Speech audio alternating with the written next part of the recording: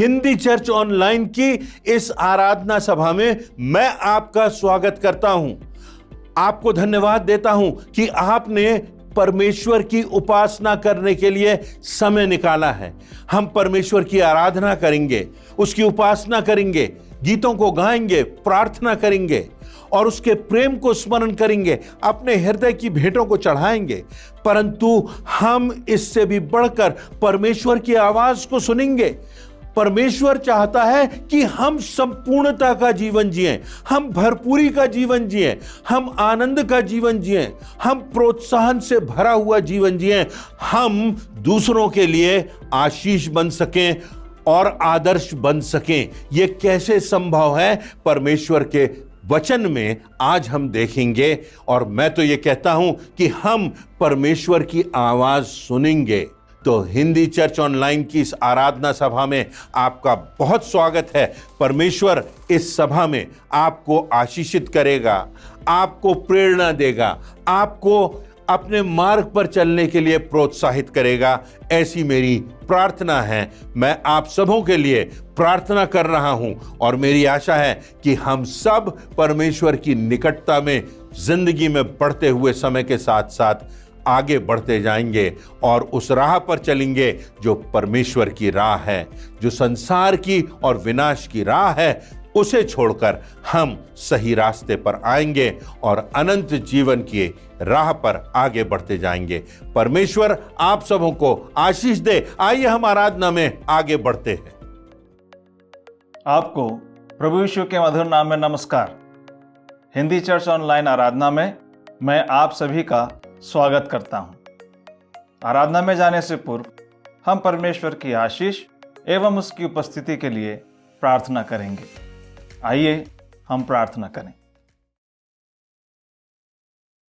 पिता परमेश्वर, हम धन्यवाद देते हैं कि तूने इस योग्य हमें किया कि हम तेरे वचन को और तेरी आराधना को पिता परमेश्वर अपने जीवन में स्थान दे सकते हैं।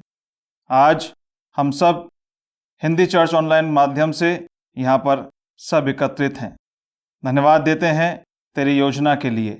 हमारा एकत्रित होना, हमारा गीतों का गाया जाना, प्रभु भोज में शामिल होना और सबसे बढ़कर तेरे वचन में से सुनना हम सब के लिए आशीष का कारण बने। हर एक आयाम पर तेरी आशीष चाहते हैं। हमारे वक्ता के लिए विशेष रूप से प्रार्थना करते हैं, तेरे वचन की भरपूरी और तेरे वचन का प्रकाश उनको मिलने पाए, कि इनके द्वारा जो कुछ पिता परमेश्वर तेरा संदेश हमको मिलता है, हम सब अपने हृदय में उसको बसाने वाले हो सकें। आगे की आराधना पर तेरी आशीष चाहते हैं, यीशु मसीह के नाम से मांगते हैं, आमीन।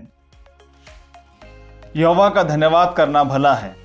हे परम प्रधान, तेरे नाम का भजन गाना, प्रातःकाल को तेरी करुणा और प्रति रात तेरी सच्चाई का प्रचार करना, 10 तार वाले बाजे और सारंगी पर और वीणा पर गंभीर स्वर से गाना भला है।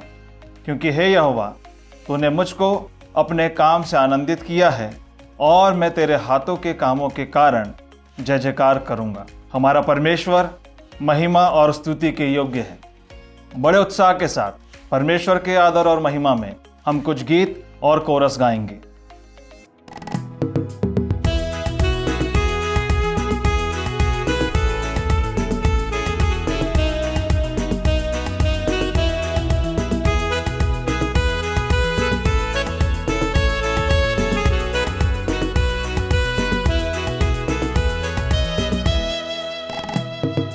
बचने के लिए सिरजे गए हम, आते तेरे पास लाते हृदय हम, करते तेरी हम उपासना, साधना आराधना। बचने के लिए सिरजे गए हम, आते तेरे पास लाते हृदय हम, करते तेरी हम उपासना, साधना आराधना। भजने के लिए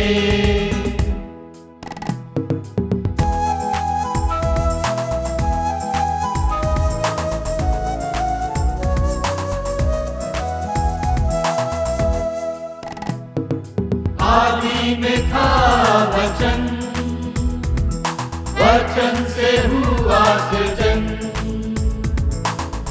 यीशु से हुए उत्पन्न, तारे और सृष्टि गगन, आदि में था वचन, वचन से हुआ सृजन,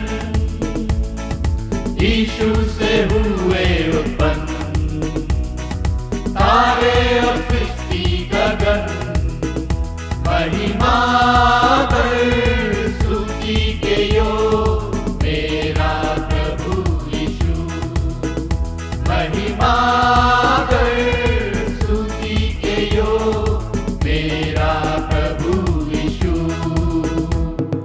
भजने के लिए सृजे गए हम, आते तेरे पास लाते हृदय हम, करते तेरी हम उपासना, साधना, आराधना, भजने के लिए।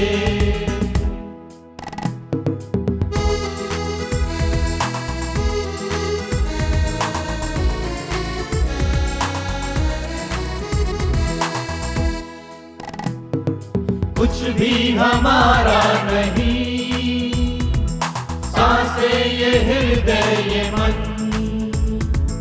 यीशु से हमको मिला उद्धार अनंत जीवन। कुछ भी हमारा नहीं, सांसें ये हृदय ये मन, यीशु से हमको मिला उद्धार अनंत जीवन। तेरी दया बनी रहे मेरे प्रभु यीशु, तेरी दया बनी रहे मेरे प्रभु यीशु। भजने के लिए सृजे गए हम, आते तेरे पास लाते हृदय हम, करते तेरी हम उपासना, साधना, आराधना, भजने के लिए, भजने के लिए, भजने के लिए।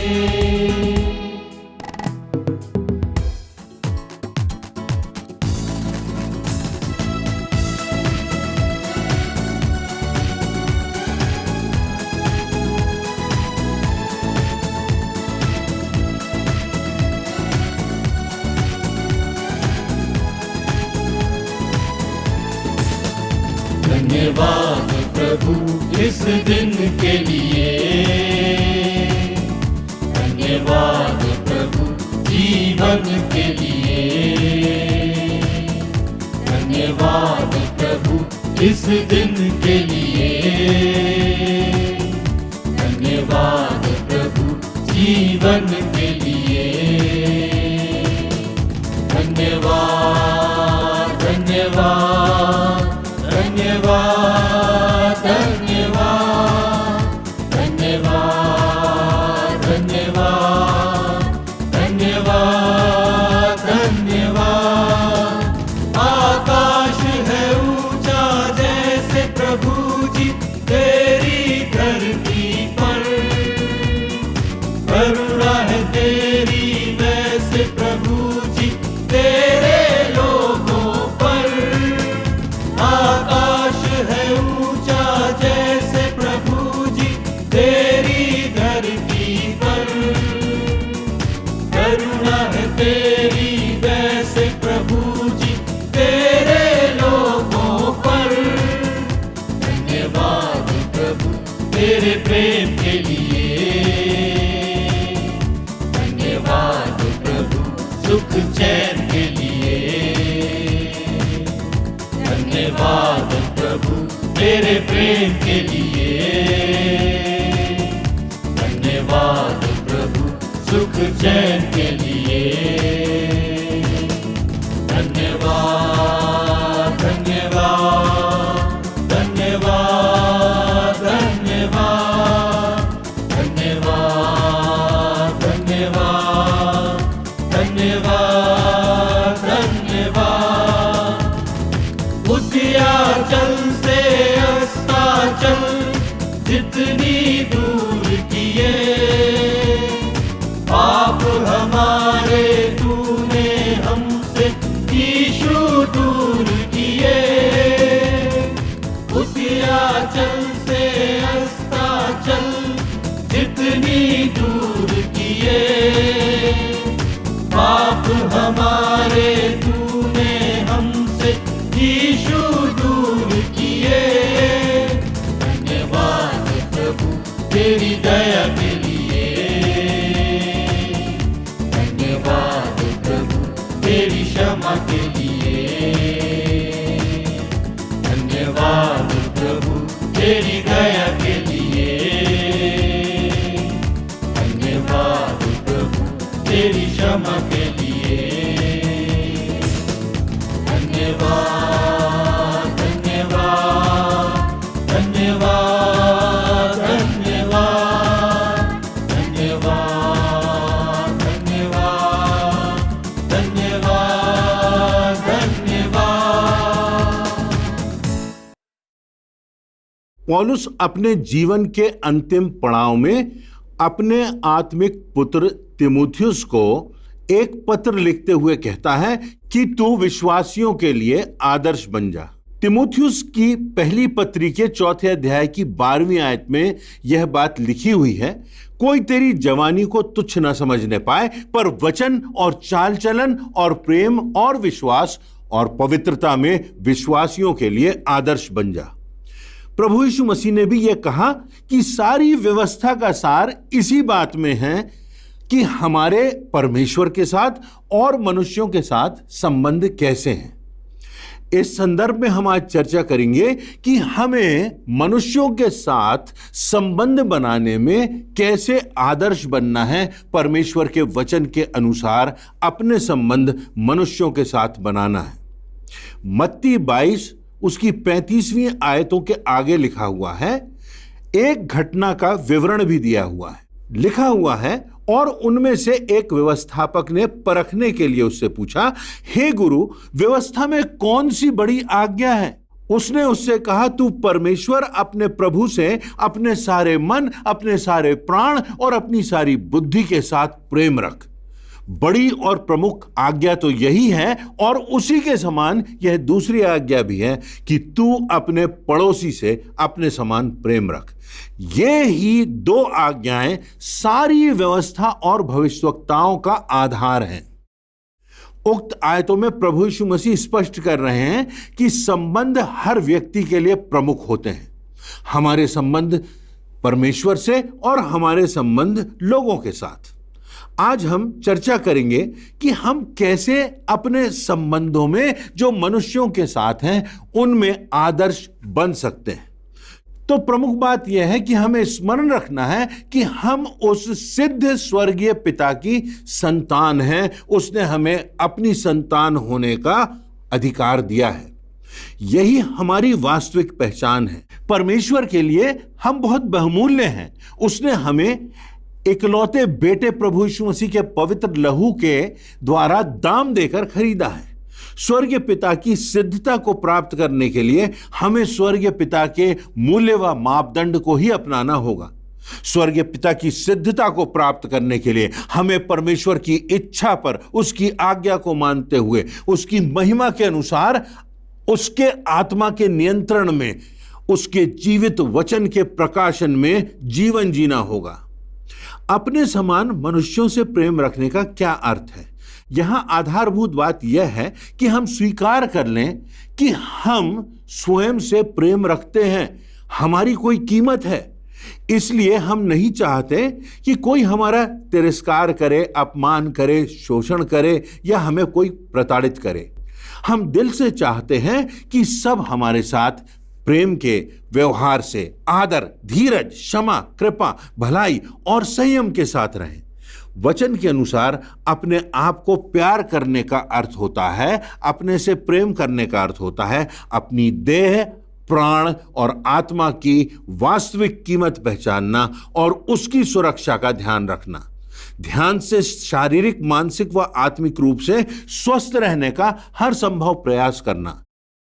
उन बातों से दूर रहना जैसे घमंड, हठ, लोभ, लालच, स्वार्थ, क्रोध, कड़वाहट, कटुता, रोष, निंदा, आलोचना, प्रतिशोध, विश्वासघात। ये सारी बातें जो फलहीन बातें होती हैं, इन बातों के साथ ना तो कोई अपने पड़ोसी से सच्चा प्यार कर सकता है और ना ही इन बातों के साथ कोई भी संबंध जो मनुष्यों का मनुष्यों से है वो स्थायी रह सकता है।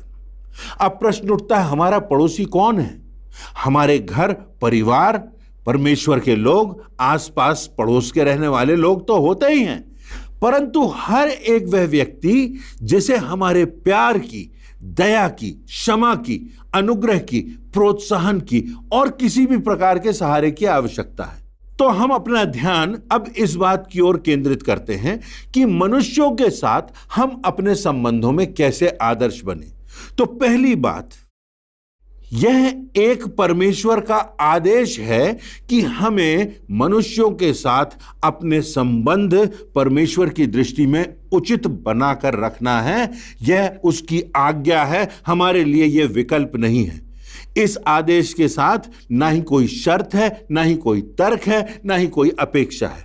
पहला यूहन्ना उसके 4 अध्याय की 7वीं और 8वीं आयतों में लिखा है, हे प्रियो, हम आपस में प्रेम रखें क्योंकि प्रेम परमेश्वर से है और जो कोई प्रेम रखता है वह परमेश्वर से जन्मा है और परमेश्वर को जानता है। जो परमेश्वर से प्रेम नहीं रखता वह परमेश्वर को नहीं पहचानता क्योंकि परमेश्वर प्रेम है।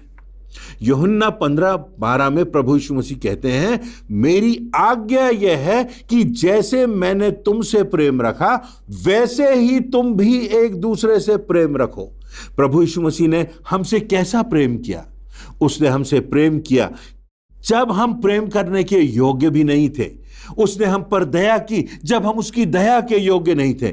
उसने हमारे पापों को, अपराधों को क्षमा किया, बिना शर्त क्षमा किया जब हम उसकी क्षमा के योग्य नहीं थे। उसने हमारे ऊपर अपार अनुग्रह किया जब हम उस अनुग्रह के योग्य नहीं थे। इसलिए अब उसके आदेश को उसकी आत्मा की सहायता से हमें पूरा करना है। पहला यूहन्ना 4:20 में स्पष्ट है कि यदि कोई कहे कि मैं परमेश्वर से प्रेम रखता हूं और अपने भाई से बैर रखे तो वह झूठा है, क्योंकि जो कोई अपने भाई से जिसे उसने देखा है प्रेम नहीं रखता तो वह परमेश्वर से भी जिसे उसने नहीं देखा प्रेम नहीं रख सकता। यदि हम आसपास अपने साथी मनुष्यों से प्यार नहीं करेंगे, यदि हम इस संसार में मनुष्यों से प्रेम नहीं रखेंगे जिन्हें हमने देखा है, तो हम परमेश्वर पिता से प्रेम रखने के पात्र भी नहीं ठहरेंगे। तो पहली बात यह कि हम मनुष्यों के साथ संबंधों में आदर्श बनेंगे जब हम यह जानेंगे कि यह परमेश्वर का आदेश है, हमारी भावनाएं प्रमुख नहीं हैं, कोई विकल्प नहीं है। दूसरी बात, मनुष्यों के साथ संबंधों में आदर्श बनने के संदर्भ में यह है कि हम दूसरों पर दोष न लगाएं, दूसरों को जज ना करें। हम न्यायी बनकर अधिकांश लोगों को कितनी बार अयोग्य ठहरा देते हैं, फिर हम उन पर इतने दोष या दुर्गुण लगाते हैं या हमें उनमें इतने दोष दिखाई देते हैं कि हम उन्हें प्रेम करने के योग्य ही नहीं समझते। ऐसे लोगों के साथ हमारा दया, क्षमा, प्रेम और अनुग्रह का व्यवहार नहीं रह सकता, ना ही हम उनके दुख सुख में दिल से सहभागी हो पाते हैं।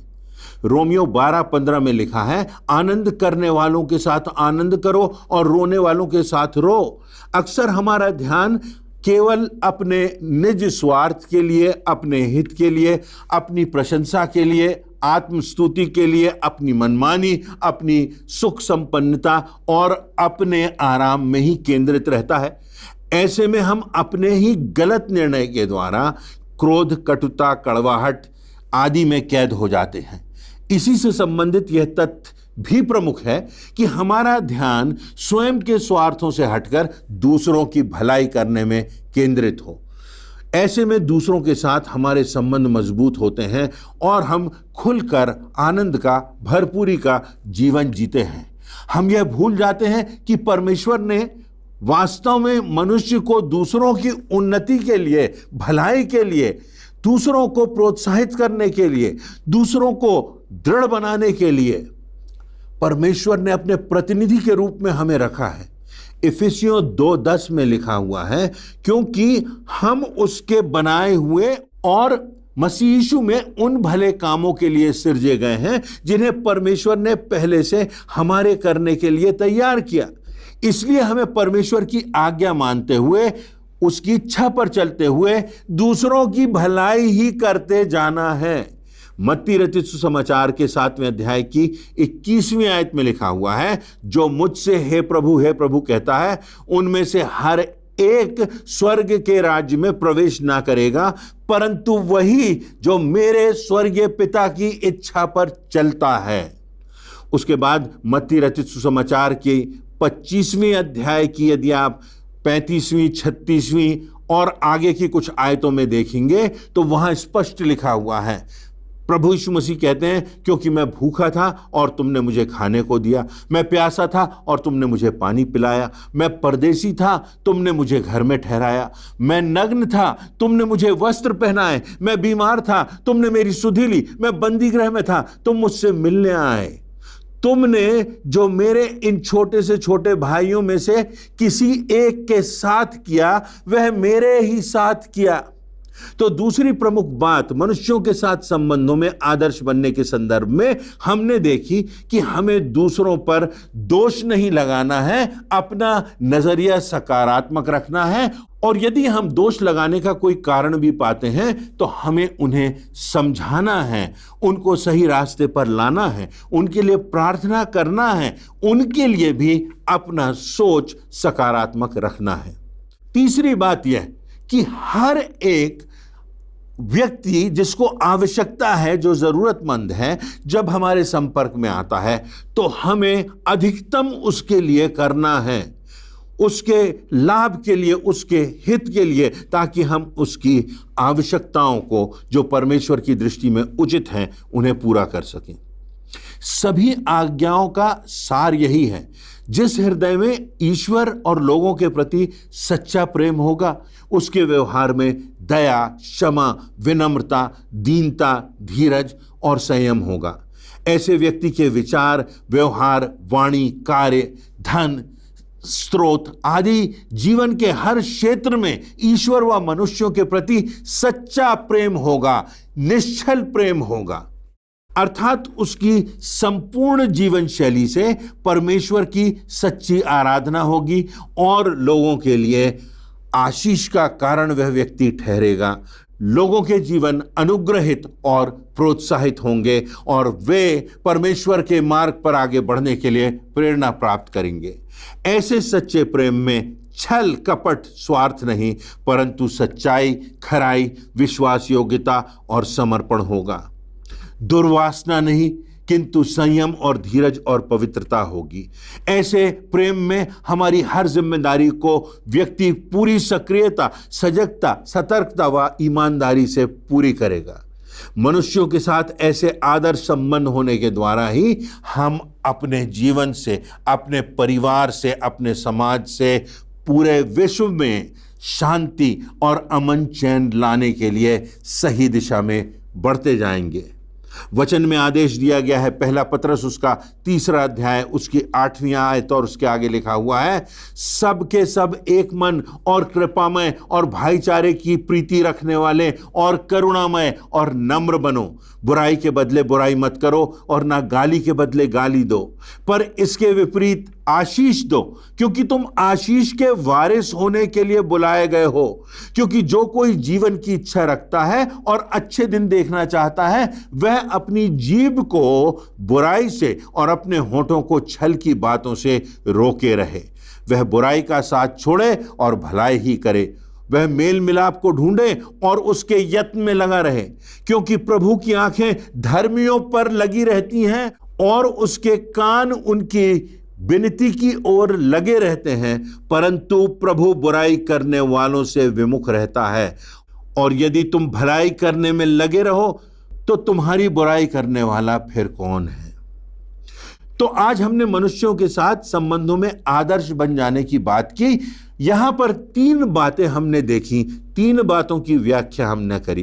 पहली तो यह कि एक तो यह परमेश्वर का आदेश है, परमेश्वर ने हमको अपने वचन में आदेश दिया है कि हमारा संबंध मनुष्यों से सकारात्मक हो, प्रेमपूर्ण हो, क्षमा से भरा हुआ हो, उनको प्रोत्साहित करने वाला हो।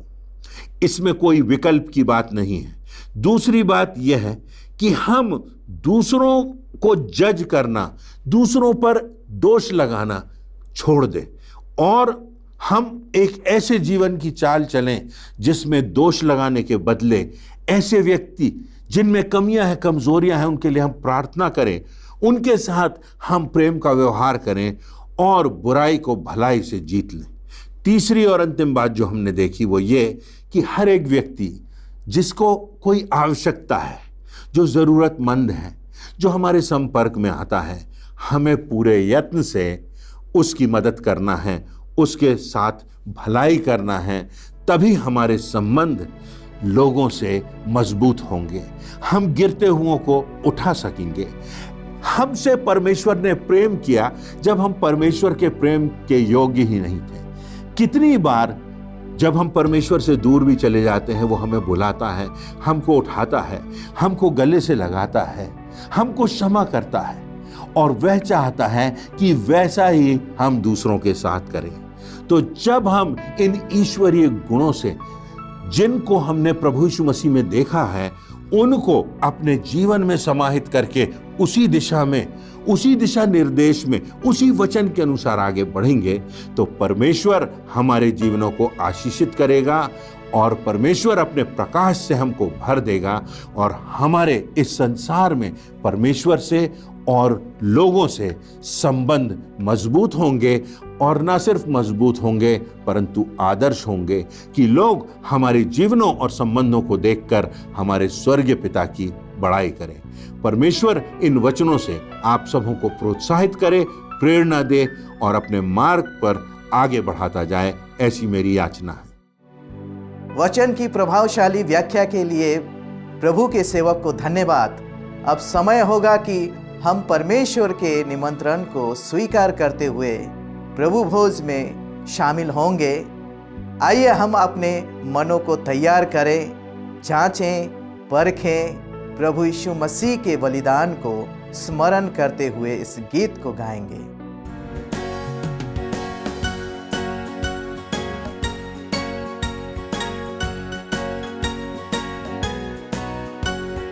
मेरे पाप क्या धोएगा प्रभु यीशु ख्रीस्त का लहू, मुझे शुद्ध क्या करेगा प्रभु यीशु ख्रीस्त का लहू। ओ कैसा सोता है, ओ उसके रक्त की जय, ना दूसरा है उपाय प्रभु यीशु ख्रीस्त का लहू। क्या दे सकता निर्मलता प्रभु यीशु ख्रीस्त का लहू। कारण क्या है क्षमा का प्रभु यीशु ख्रीस्त का लहू। ओ कैसा सोता है, ओ उसके रक्त की जय, ना दूसरा है उपाय प्रभु यीशु ख्रीस्त का लहू। यही मेरी पूरी आस प्रभु यीशु ख्रीस्त का लहू। यही धर्म है मेरे पास प्रभु यीशु ख्रीस्त का लहू। ओ कैसा सोता है, ओ उसके रक्त की जय, ना दूसरा है उपाय प्रभु यीशु ख्रीस्त का लहू। आइए हम सब प्रभु की मेज में शामिल हों। प्रभु यीशु मसीह जिस रात वह पकड़वाया गया, उसने रोटी ली, धन्यवाद करके तोड़ी और अपने चेलों को देकर कहा, यह मेरी देह है जो तुम्हारे लिए तोड़ी जाती है। इसी रीति से ब्यारी के पीछे उसने कटोरा भी लिया और कहा, यह कटोरा मेरे लहू में नई वाचा है, जब कभी पियो मेरे स्मरण के लिए यही किया करो। क्योंकि जब कभी तुम इस रोटी में से खाते और इस कटोरे में से पीते हो, प्रभु की मृत्यु का जब तक वह ना आए प्रचार करते हो। आइए हम इस मेज के लिए धन्यवाद दें। धन्यवाद धन्यवाद धन्यवाद देते हैं पिता, प्रभु यीशु के नाम से आपके नज़दीक आते हैं। धन्यवाद देते हैं आपके अनुग्रह और महान प्रेम के लिए, आपके पुत्र के बलिदान के लिए। धन्यवाद देते हैं इस मेज के लिए, जब हम इस मेज में शामिल हों प्रभु, अपने हृदयों को जांचने वाले हों। इस मेज के द्वारा हम आपके प्रेम में और आपकी योजनाओं में बने रहने वाले हों। प्रभु यीशु के नाम से मांगते हैं, आमीन। हम सभी ने जिसने प्रभु यीशु मसीह पर विश्वास किया है और प्रभु यीशु के नाम का बपतिस्मा लिया है, इस मेज में शामिल हो सकते हैं।